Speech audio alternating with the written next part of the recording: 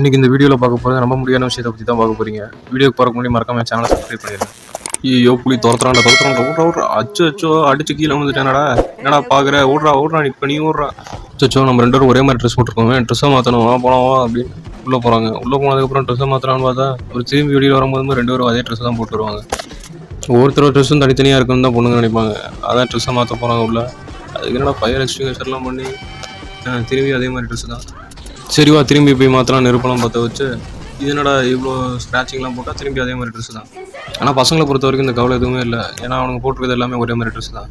ஒருத்தராக இருந்தாலும் சரி 5 பேராக இருந்தாலும் சரி நாங்கள் ஒரே மாதிரி ட்ரெஸ்ஸை போட்டு கையில் ஏதாவது கப்பு இருந்தால் செஸ் அடிச்சுட்டு நாங்கள் போட்டு குடிச்சிட்டு இருப்போம். இதான் எங்கள் லைஃப் அப்படின்னு பசங்க அசால்ட்டாக சொல்லுவாங்க.